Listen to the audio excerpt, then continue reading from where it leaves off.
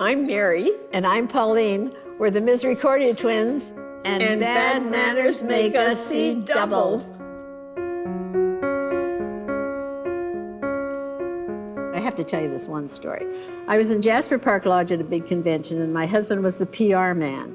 And we flew in the guest speaker flew in his own private jet. So, I mean, I'm sitting at the head table with this guy who's got his own private jet. He had the beautiful suit on, he had the nice shoes, and I thought, oh my goodness, aren't we lucky? You know, I'm with classy people. And then he sat down to cut his meat, and he did that. You eat your main course with your knife and fork, and you don't put your arms on your elbows on the table. Never put your elbow. This is the most critical of all the courses, because if we're going to eat the way the Europeans eat, which is what I would suggest, as opposed to the Americans, where they cut it, put it, then change hands, and then put it in their mouth, which is totally stupid. A fork is not a knife. When people sit down, it doesn't matter when they try to cut chicken with their fork. Yeah, I know. You don't cut anything with your fork. A fork is a fork and a knife is a knife, which is why you must use a fork and a knife together. This is the way your hands are going to be. You're going to go down and you're going to cut that steak.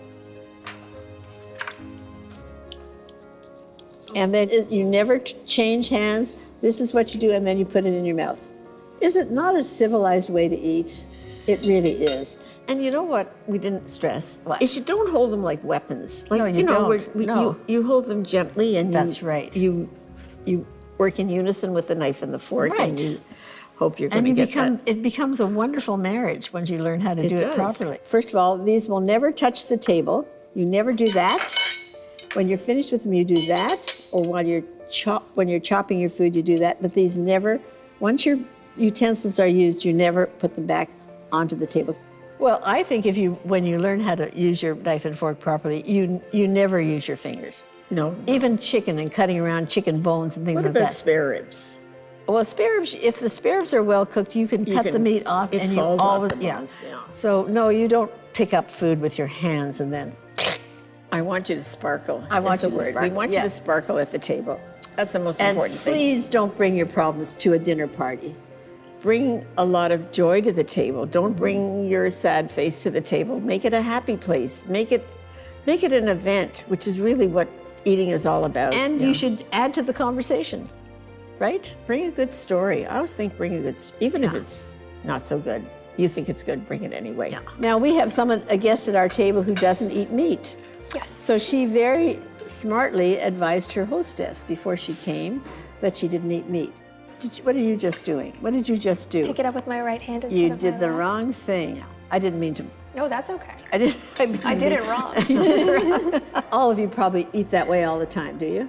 Yeah. Okay. You always did? Okay. And you? He's not. And good for you. You're not answering me with your mouth full. I am very proud of you. Seriously, we have a friend. She cuts her meat, she puts it in her mouth, and then she starts to tell you the story of her life. He was gesturing. Is it okay to gesture? You can gesture, you can go, but just don't. And then at the end, you always put your knife and fork that way on the plate, if the plate's like that, to indicate that you finished eating, right? Absolutely. Yes. Yeah. If you like this show, click and subscribe. Oh, just press like. Can you just press like?